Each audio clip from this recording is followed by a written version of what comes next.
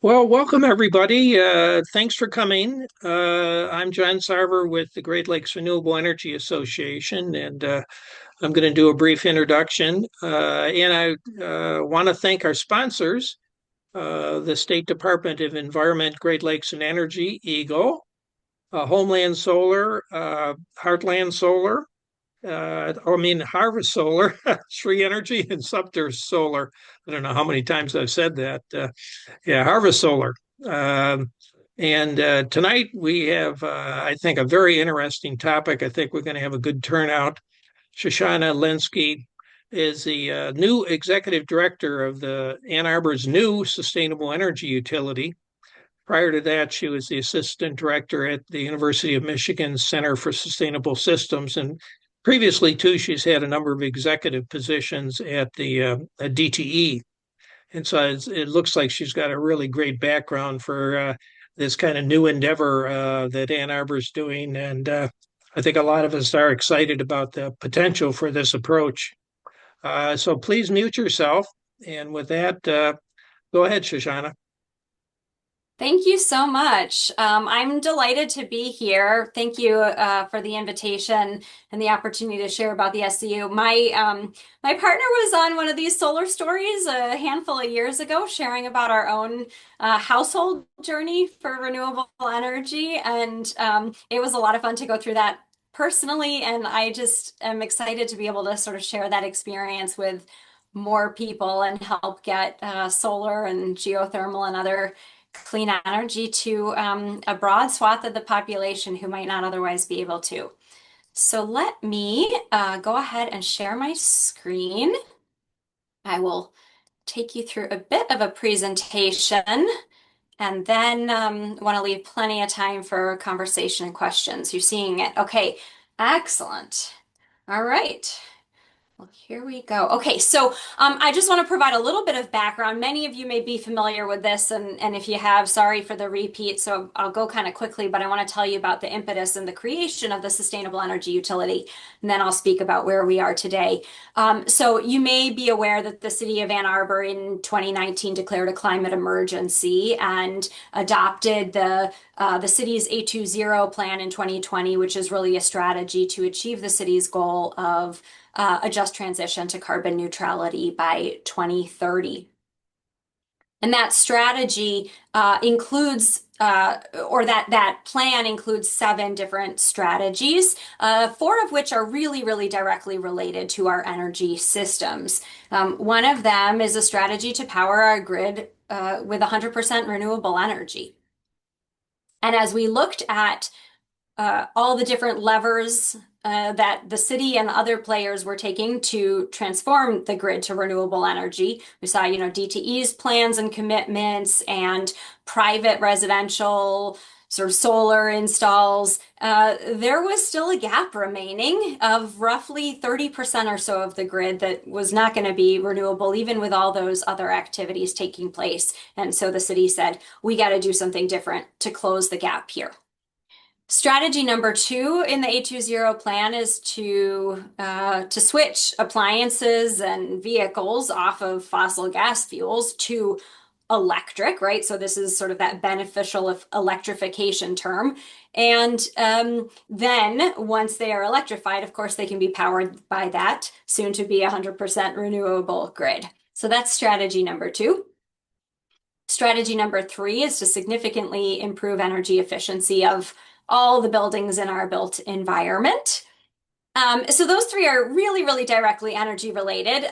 There's a couple that are materials and circular economy and some other topics, vehicle miles traveled and so forth. And then we get to strategy number 6, which is really about enhancing resilience. And we all know that despite all best efforts, the impacts of climate change are already here and will continue to grow no matter what we do. There's many impacts that are baked in and disruptions that are already hitting us us and will continue to come as a result of that. And there's other things beyond climate change also that can provide disruptions, whether to our grid or to other sort of societal functions. And so enhancing resilience of our people and our place and our energy systems among that is an important goal in the A20 plan.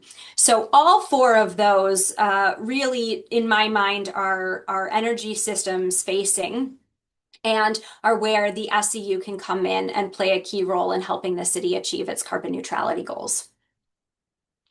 So let me tell you what the SEU is and how it can help with those goals. So the first thing is that the SEU is a community-owned municipal energy utility, and I want to emphasize here it is unlike any municipal energy utility that you think you know. So it is not sort of the traditional municipal energy utility that folks might know about serving many other communities in Michigan and elsewhere.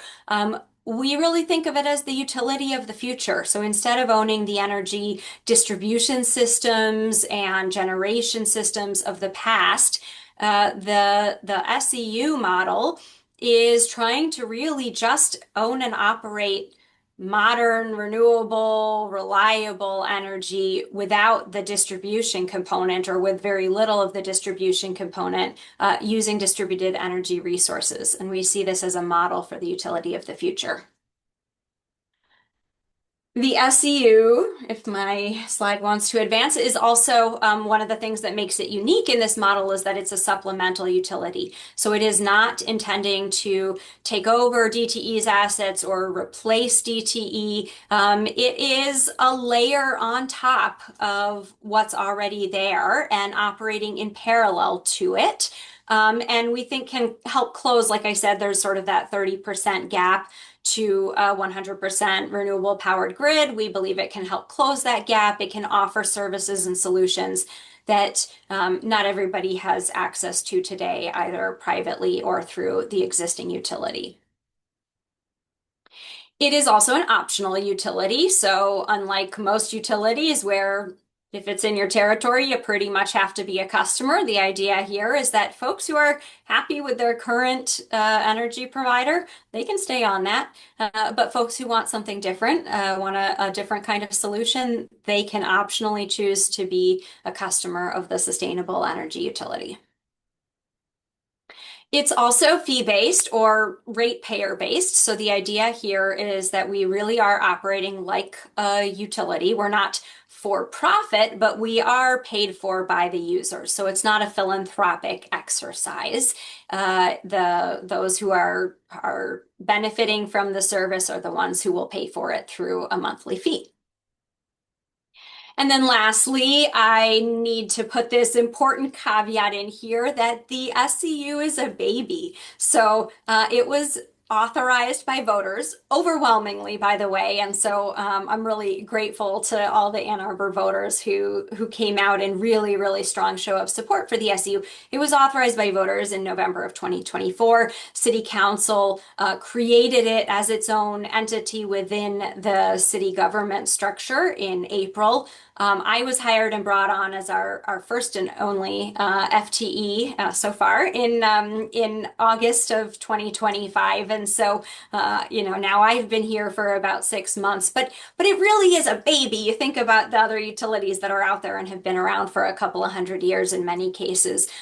So everything that I'm sharing with you today is our current thinking and what we're currently trying and experimenting with. And the reality is because this is a totally new model for utilities, we are a startup and we're gonna have ups and downs and learnings and probably gonna pivot. I hope that the things that I'm sharing with you today as our vision are all gonna work out, but I know we're gonna come back in 6 months, maybe even in 2 weeks. I'm gonna, if I gave this presentation, I'd come back and say, oh, something has changed. I was telling John at the beginning before we were chatting, there's a surprise or two every single day as we're trying to work through, moving from an idea into operations. And so we will continue to pivot. And the SEU that we have as a city in 10 years, I'm confident it'll be here and doing great things.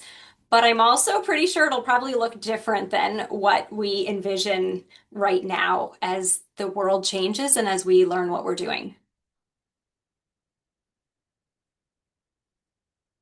Next slide. Okay, so I want to share a little bit about why the city decided the SEU was the right approach, given those goals that I shared with you at the beginning. The city looked at a lot of different options for closing the gap on carbon neutrality, meeting these resilience needs, and so forth, and did, of course, land on the SEU as the preferred approach.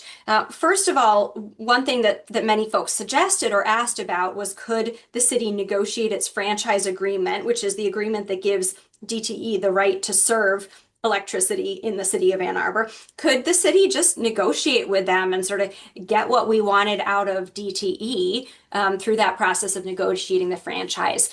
Franchises in Michigan are depending on when they were first issued or executed. Some of them, including Ann Arbor's, it fell before this Foot Act, and therefore it means that that franchise is into perpetuity. So there's really no leverage or opportunity for the city to negotiate that. Although, of course, we do work very closely with DTE and let them know about the things that our residents need and want. And I also just want to note on this front that what I'm talking about here is the electric franchise with DTE. The gas franchise with DTE was actually later and is not a perpetual franchise, and the city did renegotiate that with DTE. There was a big sort of announcement and signing of this renegotiated franchise in April of 2025.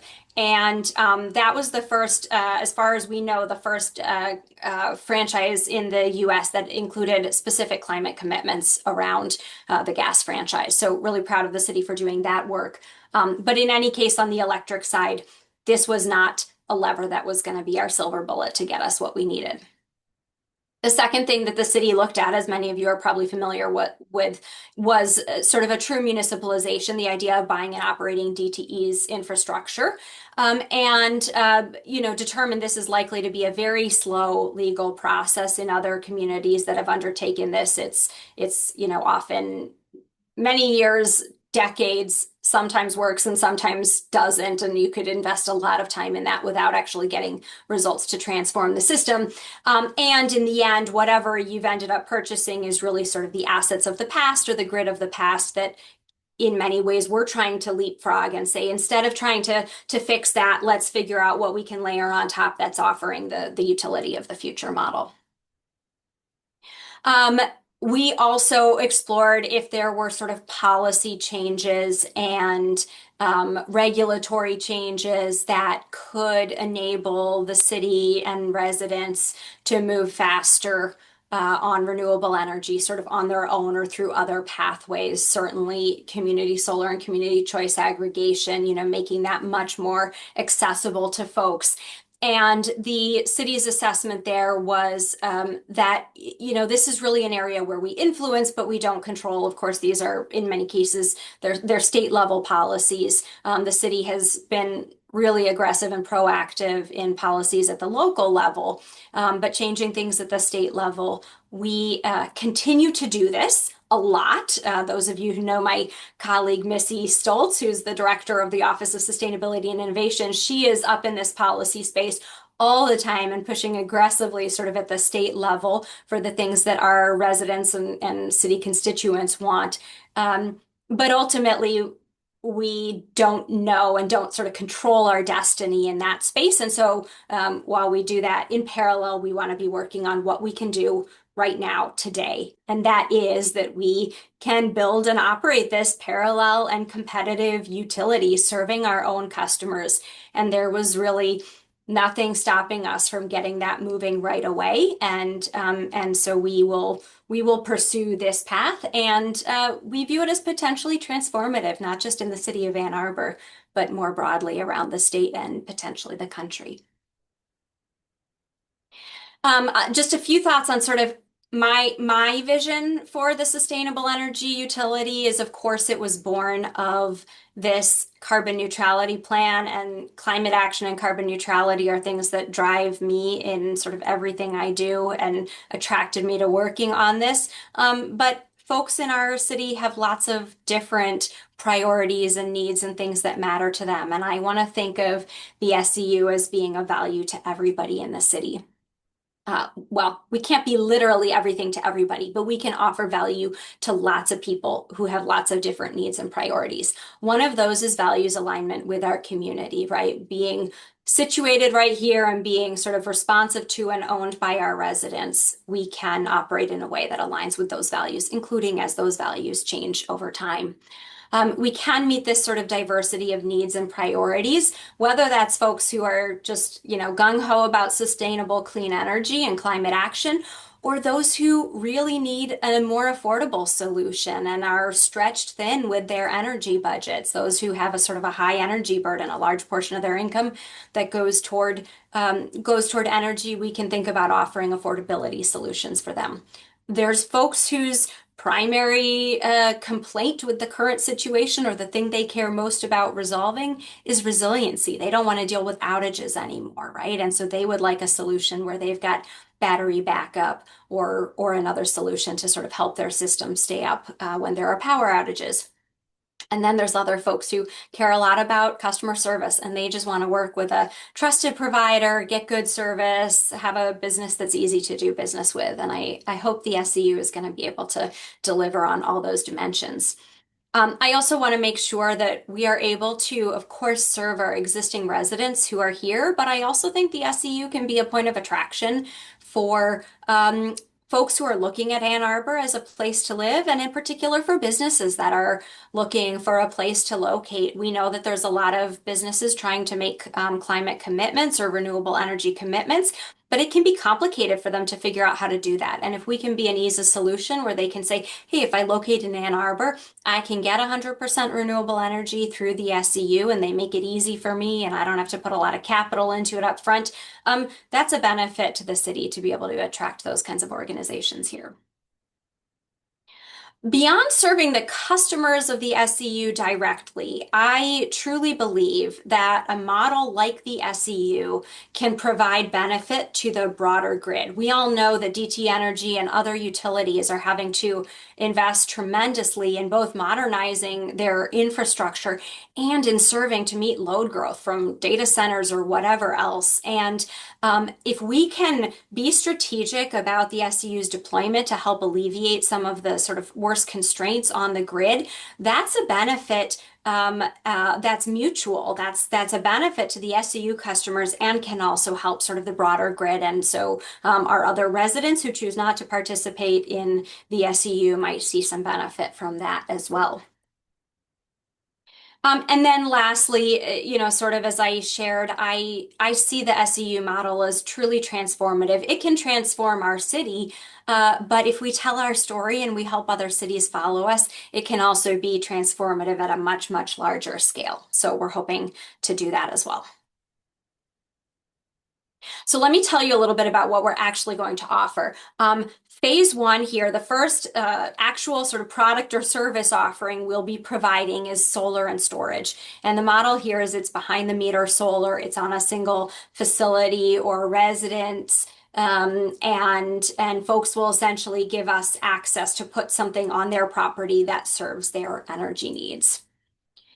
Phase two is neighborhood or networked or district scale geothermal solutions. And this is really about taking ground source heating and cooling and making it accessible to people by not having to necessarily have the land on their own property or have the disruption to their own property, but you can take a centralized area like a public park or a school playground or something, and you can drill your well field there and then use distribution pipes through the right of way in the streets to get that heating and cooling to residences. And phase three is when the SEU as a utility can actually start offering distribution services, but in a limited way. So as I said, we don't intend to take over or duplicate the sort of poles and wires system that DTE has. We really do believe that the vast majority of our generation can come here from these distributed generation assets. However, there are probably strategic sort of niche applications where some energy sharing and some distribution does make sense. And a good example I'll give of this is with our public schools here in the city, who have put a lot of solar assets on their schools. They're generating a lot of energy in the summer, but of course in the summer the students aren't in the building, and so the building load is relatively low, and there's all this excess generation. So one of the potential strategic opportunities for distribution might be in actually putting wires between those schools with all their excess generation in the summer and neighboring facilities or homes, and being able to share that. So that's an opportunity that we as a utility have to build some distribution where it will make sense. From a timing perspective, the solar and storage is moving quickly. We're going to have our first assets in this space in 2026. Neighborhood geothermal, you may have read about a really fantastic grant that the city received from the U.S. Department of Energy, almost $11 million in funding to help us build our first pilot neighborhood geothermal system in the Bryant neighborhood on the south side of town. And that one, based on current planning, it's going to go live in 2028. Those systems just take longer between design and then construction. It's sort of a multi-phase process. And then the microgrids, I want us to get really established with our generation before we move in that direction, but probably in the 2028 to 2030 timeframe, we'll be ready to start doing some strategic microgridding. And I think I saw a question pop up on the chat, just whether we need a state law change to do phase 3, and we do not, because we are a utility. We have the right to build this distribution just like any utility would. That's one of the benefits of this model. Okay, so let me tell you a little bit more, since solar service is coming first, and since this is solar stories, I'll tell you a little bit more about solar service. Really, we know the most about it. We've done the most thinking about this one right now, and because it's upon us, we will be putting solar in this year. So here's what we're thinking. We're gonna try to make our solar systems really quite standardized. Standardized from an equipment perspective, like what kinds of panels are being offered, what the sort of design looks like, and almost imagining having sort of a catalog of options that customers can choose from, right? So they can go in and they can say, oh, I can get a 4 kW system, a 6 kW system, an 8 kW system, or a 10 kW system from the SEU. And those are my options, right? And I can see a picture of like what the panels look like, and really allow customers to have sort of that ease without some of the decision fatigue they face today when they're choosing from an endless suite of options to match their facility needs, whether that's sort of the physical roof size or ground size if they're doing ground mount, their energy needs, of course, and then their budget. And on the budget side, I'll share that we are leaning very heavily toward doing essentially a sort of a monthly fee for the panel or for the solar energy that is actually just like a fixed cost, but depending on the system size that people choose. So you choose whatever size system, that one's going to be $50 a month, right? Or you choose another size system, that one's going to be $100 a month.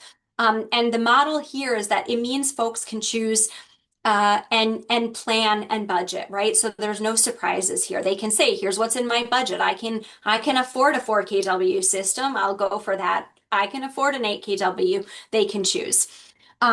We will be able to help customers understand before installation how much energy we anticipate those systems will provide, just like solar installers who are working sort of privately with customers do today. So they know, can translate it to like, that's probably whatever, 15 cents per kilowatt hour equivalent, or whatever that number looks like. And they will be able to see their actual production from their inverter. But one of the benefits here is we don't need to install metering infrastructure, which would add a lot to the costs of both the upfront installation and then maintenance of this system, right? As a utility owner operator, we will have a lot of, we'll have a lot. We don't want to do maintenance. We don't want to have to be calibrating meters and fixing meters and the complexity of reading meters that would just add to everybody's bills. And we are trying to figure out how to do solar fast, right? Really fast and really efficiently so that we can, meet our aggressive climate goals and get as many people served as possible. The system inverter will provide information, and it's very, very close to what a meter would provide without having to invest that extra expense in a meter, in a generation meter. The other appeal of this is that nobody has to be denied service because they have sort of quote unquote bad solar production. Because we're a utility model, people are not individually paying exactly based on their system, right? Just like one of you, Tom, you don't pay DTE a different rate than John, even though like one of you might have more poles or wires serving your home. And we don't want to have to turn people away from the SEU. But if somebody came to the SEU who had like a pretty mediocre roof for solar production, if we charged sort of from a variable rate perspective, they would actually, by producing less solar from the same capital cost in terms of their system panels and all, that would raise rates for everybody else.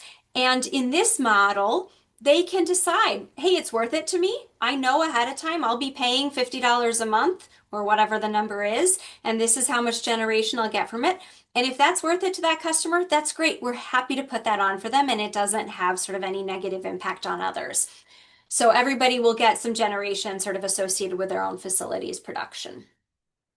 And I saw also something pop up in the chat about no analysis paralysis. And you're absolutely right. We're trying to make this really, really simple. People who want all the options and all the complexity and the customization are welcome to continue installing solar privately, right? We're trying to figure out how to do this en masse, right? At a mass scale that hasn't been done before. So getting rid of analysis paralysis is really important.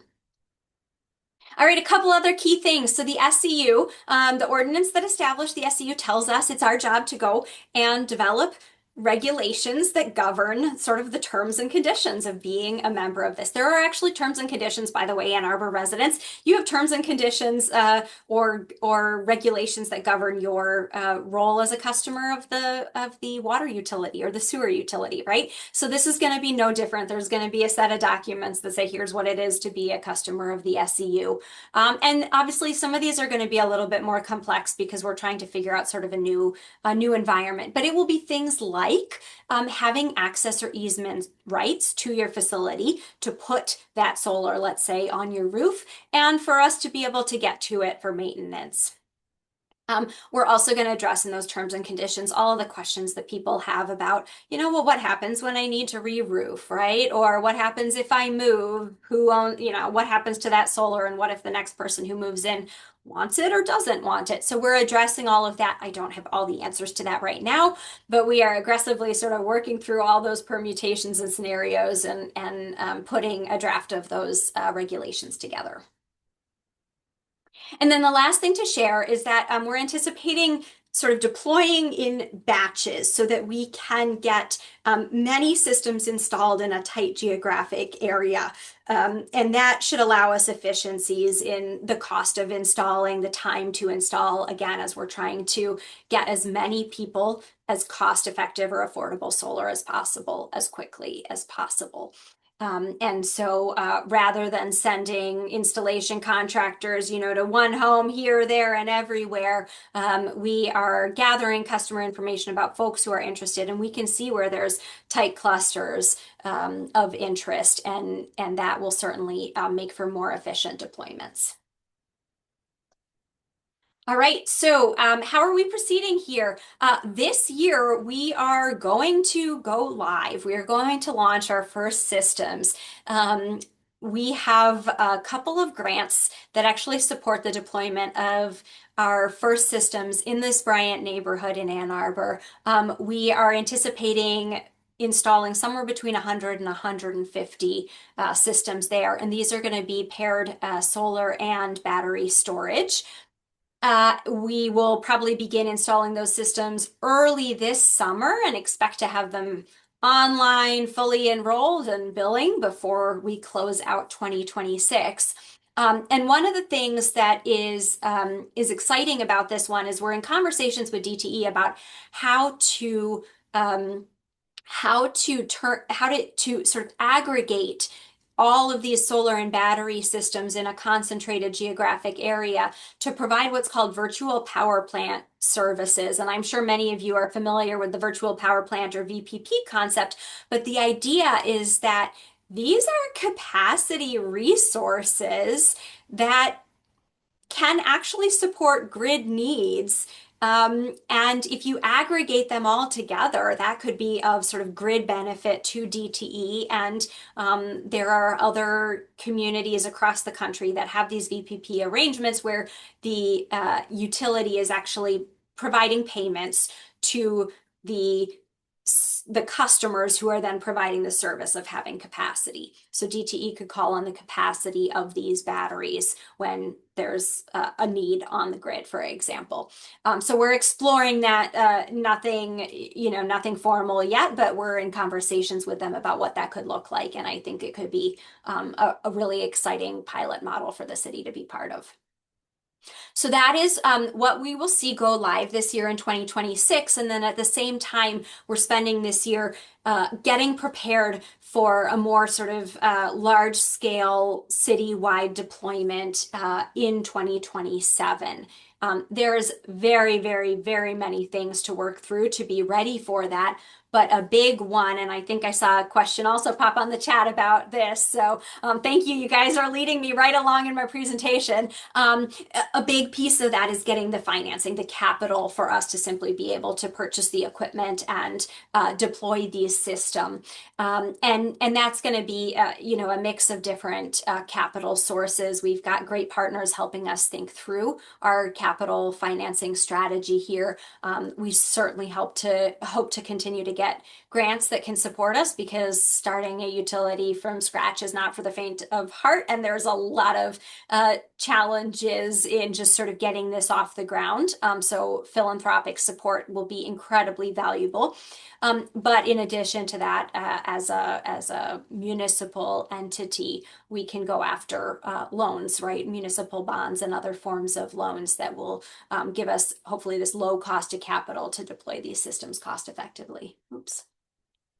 And right now we have, it's not a wait list per se, but we've opened up sort of an expression of interest form. Maybe some of you are on that. And if you are, thank you very much, for folks who want to receive SEU services. And right now we have about 1,500, actually, I think it's up maybe to close to 1,700 folks who have signed up on that list right now. So they're interested in receiving SEU services. The vast majority of that interest is in solar and storage.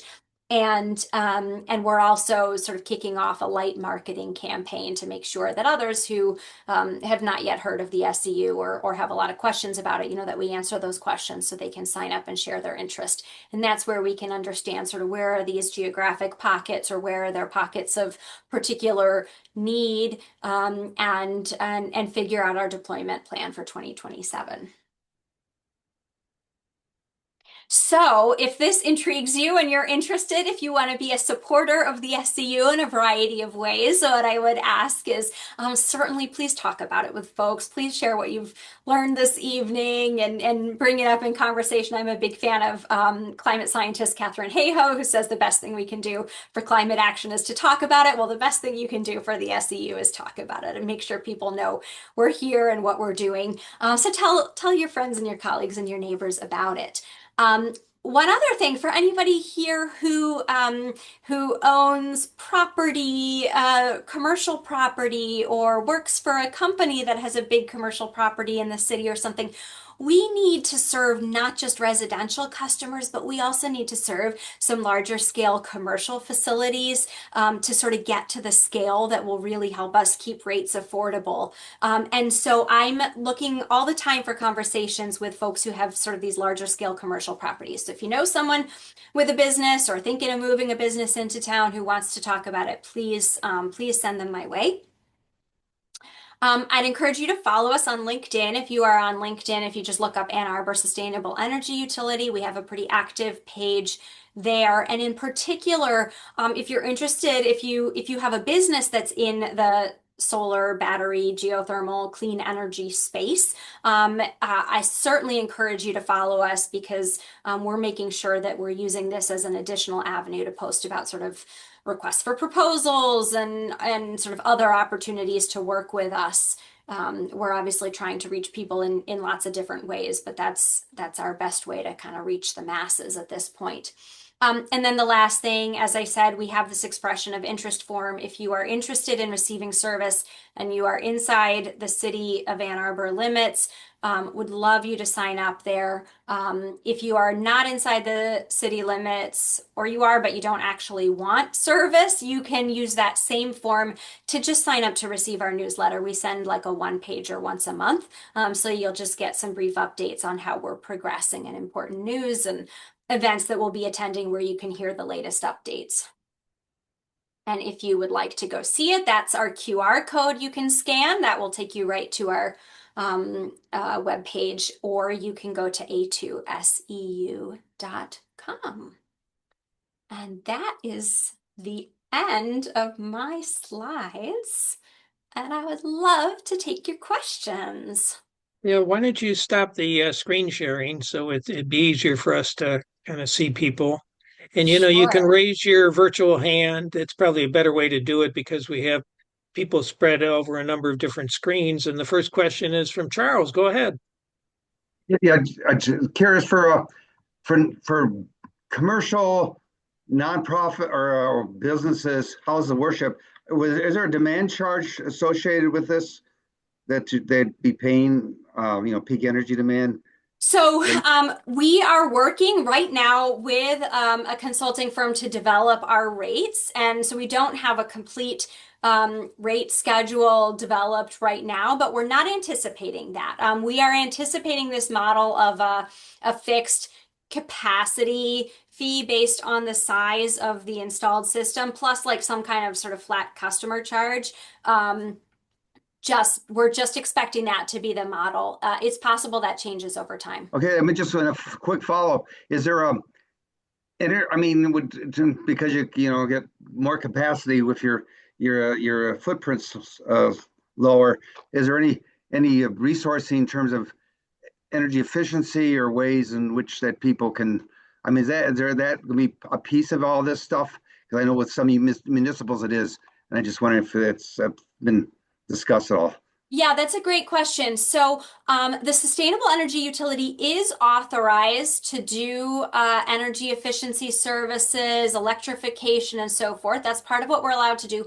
And I anticipate we will probably sort of in that phase 3 timing in a couple of years start getting into offering probably sort of through an on-bill financing approach. Right now, it's not priority 1 for the sustainable energy utility. Yeah.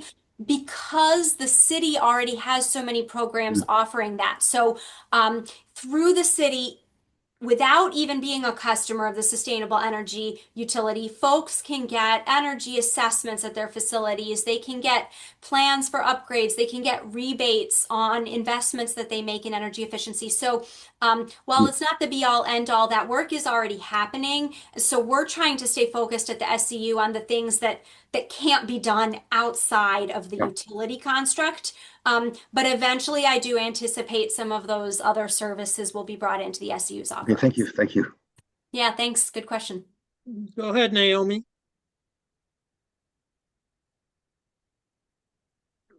Naomi, Okay, thank you.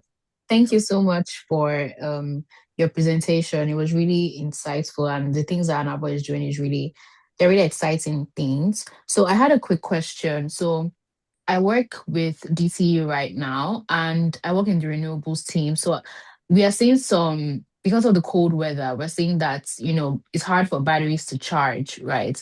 And with severe weather events, like what happened this past weekend, there was low generation for solar. So I guess my question is like, are there any thoughts around like what kind of backup you can have for severe events when renewables are not likely to, be strong enough and batteries are also not as reliable? I know it's still early stages, but I just wanted to know whether there are any thoughts on what plans are possible to come up in the future.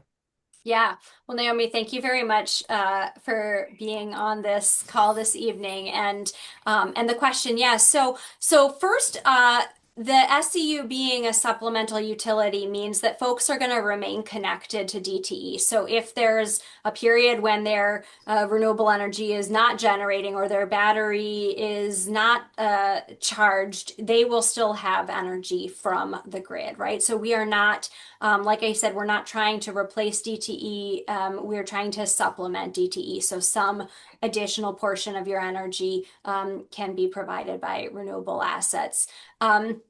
In terms of sort of system performance in the winter, I mean, certainly, yeah, my solar system's not producing right now. It's been covered in snow for 2 weeks, and we know that that's the case. Battery performance, everything I'm kind of reading and seeing, these continue to improve their cold weather performance. We actually are, exploring battery technologies right now for the selection that we're going to make for the sustainable energy utility batteries. And there's many with self-heating capabilities, or we can build small enclosures for them that help them stay protected from some of the elements and continue to function. So we're exploring that. But yeah, I will say we are not intending to be the 24/7 every electron that somebody needs. That's why folks will stay connected to DTE. Okay, thank you. Go ahead, John.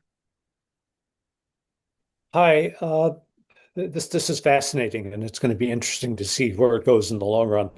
Um, I gather that the solar installations that you do right now are going to be grid tied. Is that right? And Yes. so, how do you deal with the DTE rules about the system size and the total amount of solar that they'll allow on their uh, area and so on? Sure.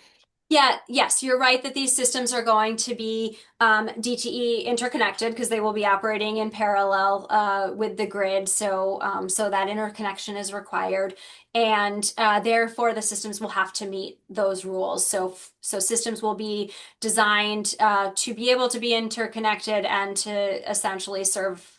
Basically, it's the 110% of your energy needs or less is where DT is allowing connections. So we won't for now be able to oversize systems. I think over time, as we are able to get into our own distribution system in a handful of years, that might start changing. But right now, we believe just get any renewable energy we can out there. And so this is the best approach. So it sounds like you're not going to be able to provide community solar under Correct. those circumstances, which is disappointing. Yes, give us a little time. We got to get this generate. We got to get some revenue in the door. We got to be established as a utility, and then we can. What we're doing is already hard, and then we'll go harder and we'll push for more and bigger. And yes, So we got to continue working on the legislature, right? 100%. Yes, yes. Hey, John, did you have a question? No, Gorley basically covered it about community solar. Okay, we have in the chat a question about the current status of the landfill solar as a community solar project for Ann Arbor. Are you kind of following that, Shoshannah? Yeah, unfortunately, I don't want to speak to that and state anything that's inaccurate because I'm really heads down focused on the SEU and not close to the progress of that one. So, yeah, I'm afraid I don't have any updates on that. Yeah, okay, is it, let's see, what else we got here? Somebody asked that it's more or less the area be bounded by M14, US 23, and I-94, which is pretty much the city of Ann Arbor, right? Yeah, so we are authorized only to serve within side city limits. And I hear this from a lot of township residents and others who are frustrated that unfortunately we won't be able to provide service to them, at least not for now. Maybe someday down the line things will change, but our authorization is just within city limits, which is largely inside those in sort of inside the ring of the highways, but not 100%. There is a if anybody is interested, if if you just Google like Ann Arbor city address search or something like that, there is a great GIS map and a search function on the city where you can type in an address and it will show you whether it's inside city limits or not. I think John's got a question now. Yeah, I always have questions. It's a like John was saying, it's a fascinating topic. So we really appreciate Shoshana you being here and also appreciate you speaking at the Year and Year Begin meeting in November. You were doing it on vacation, as I recall. So I want to publicly thank you for taking time out from your family. I actually have two questions. You mentioned on-bill financing. Now, a lot of people probably are unable to get solar in part because their house may not face south or the upfront cost may be a bit steep. Are Yeah. you going to offer on-bill financing as a way for people to get low interest loans in order to help put solar on their roof to be a part of this program? We are not intending to do on-bill financing for solar because the SEU's main offering of solar services is essentially providing a very similar solution. So when we put solar on somebody's house, it's going to be with no money down up front, right? They end up paying for that Oh, through their monthly energy charge. So we're not asking people to put anything down up front. It's one of the ways that we see this as sort of an affordability and equity play is to make solar accessible to everybody. But the SEU will continue to own that asset and own and maintain that asset through its lifetime. so to be clear then, you're going to raise money to put solar systems on people's homes. They don't have to put any money down. They just sign a contract and they'll pay a certain amount of electricity that the solar system produces, and the city will retain ownership rights of the system. That's exactly right. Yes. Okay, that's interesting. Second question is, are you trying to partner with University of Michigan in any kind of substantial way in this project? Yeah, we've had a lot of conversations with them. I'll say our collaboration extends sort of along two dimensions. One is that their faculty on many dimensions of expertise have been instrumental in getting the SEU started and helping us think about this model. We've talked to, engineering, technical grid experts to energy law experts, social science experts, all of that were like instrumental in even just coming up with the idea of the SEU and working through how it could function. And continue to sort of have a lot of partnerships that are really on like the thought side with faculty and student projects and so forth. In terms of the university participating as an actual customer of the SEU, so I certainly don't want to speak for them and what their plans are. What I can say, and that I think is like very public out there, is they've made big commitments to their own carbon neutrality and renewable energy targets. They're doing a lot of work purchasing their own assets and building their own solar systems, looking at and installing geothermal on their campus and so forth. And so my understanding is their intent is largely to own and operate those assets themselves. However, they have been very open to having some kind of partnership where they're like a pilot customer for the SEU. So maybe we'll end up being able to sign up a couple of their buildings or facilities to be a customer and try this model out and learn along with us. Thank you. Mhm. There's a question in the chat about excess energy during the summer, and all the systems, right, will be there'll be a battery system along with the solar, right? But I guess it's still possible that there'll be times at which even the battery is completely charged up and the house is not using the production from the solar system. Is there any provision for what you do with the electricity then, or do you just Yeah, lose so it? because these systems will be DTE interconnected, if there's excess energy that can't be used on site, that will be sold back to DTE as it is today, and the host customer will get that credit on their DTE bill, right? So these are folks are going to be customers of both utilities, of the SEU and of DTE. They will be paying the SEU a monthly bill for the right to all the energy that's coming off of their solar panels. And we will help them think about the design of that system and maybe inclusion of a battery and so forth to maximize sort of the economic benefits of it and maximize the usage of it on their site. But when they have excess, that'll get sold back to DTE and credited on their DTE bill. And, the work that we're doing as we're coming up with rates and so forth is really trying to make sure, I hope we're going to be able to offer a product where what you're paying, yes, you're paying a new energy bill for the solar, but you should see your DTE bill go down, both because you're using less and, sometimes you'll have those excess energy credits.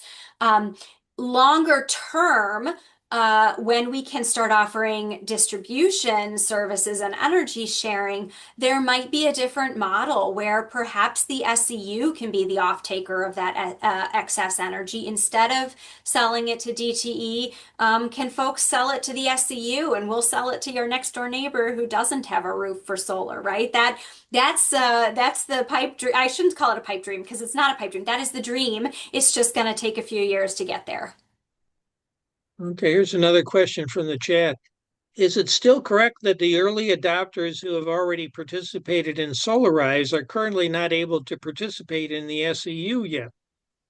Yeah, so because the SEU is going to be there to provide city-owned solar assets, it won't make sense for somebody who already has their own rooftop solar to get solar as a product from the SEU. Presumably, you're already sort of maxed out on your capacity for solar on your roof. But the SEU will offer a battery, right? Much in the same way that we do solar, where it's no money up front and you pay a monthly charge for having a battery, right? That can serve you in an outage.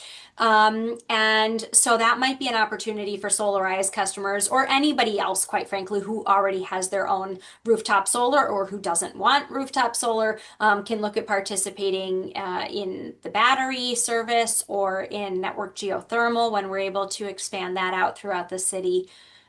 So that's sort of the model for those customers. There's a question in the chat about a new subdivision. I don't know how many new subdivisions are in Ann Arbor, but if there was a new subdivision, would the SEU potentially put in solar systems and the distribution system? We would love to put in solar systems there. The distribution piece, I think I sort of have to reflect on this, but my gut feel is no, we wouldn't be putting in a distribution system there because DTE is still going to be putting in a distribution system there too, right? And we're not trying to have a duplicate of all of that infrastructure. That's where you start to get into, the whole reason for sort of utility monopolies is that it doesn't make sense to build distribution infrastructure twice. So because we're not at a place to offer sort of 24/7, 100% of everybody's power needs, new subdivisions are going to be connected to DTE. Gotcha. Yep. Marshall, go ahead. Yeah, thanks for the presentation. Great job.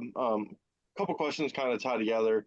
With tax credits more or less ending at the end of 2027, is there a big upfront capital push to safe harbor supply to kind of get your own backstock warehouse? And then on that note, I think it would be important to battery blitz, really do utility scale batteries throughout 26 and 27. So can you talk more about kind of the battery research you're running into? And we've had a bunch of great solar stories about battery companies in Michigan, and I posted in the chat, but Form Energy, FOR, Form is they're really exciting if you haven't taken a peek at them yet. They have a pilot going, I think, in Wisconsin.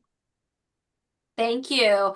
Yeah, regarding safe harbor, so we can only purchase as much as we have capital to spend right now. And as I mentioned, we're spending a lot of this year figuring out financing to get additional capital.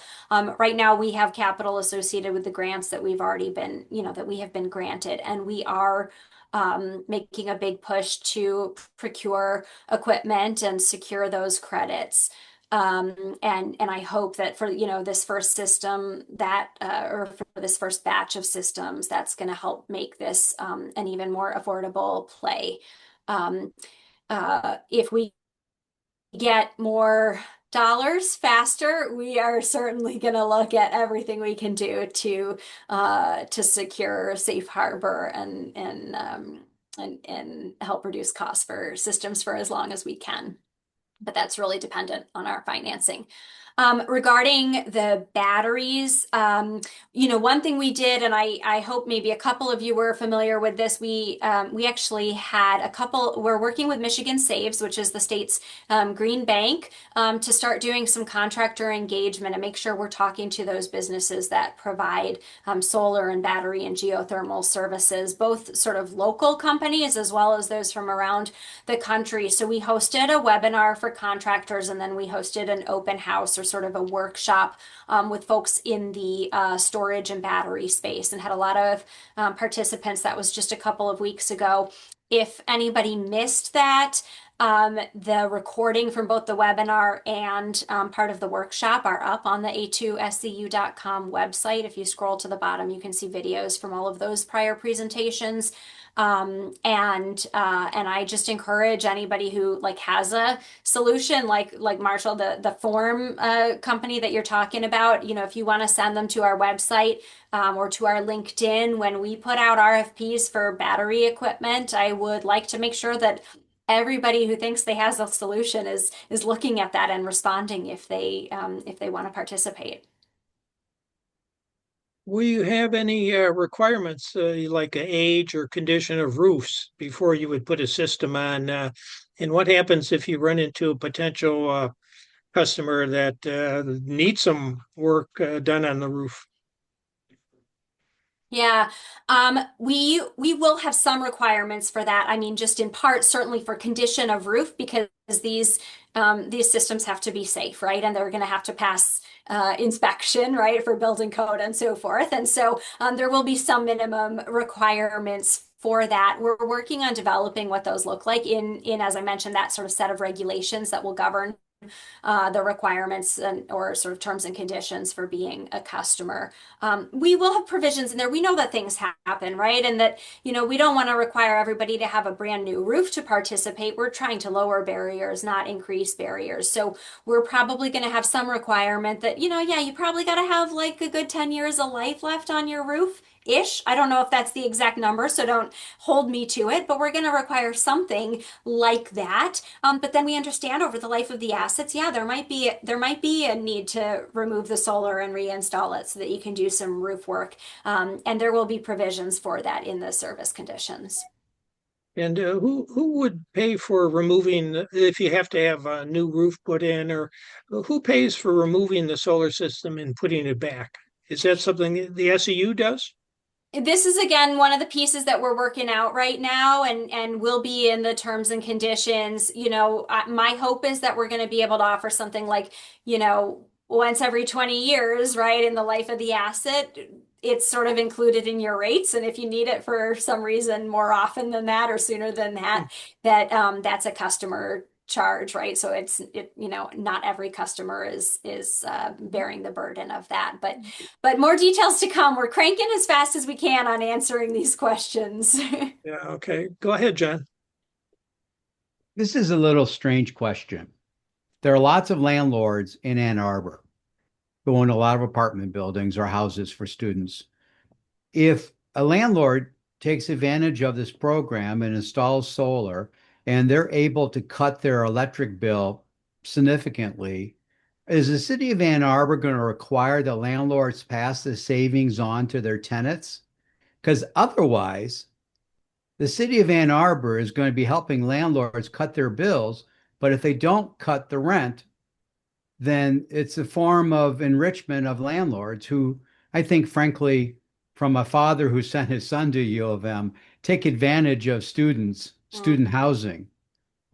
So do you understand the tie?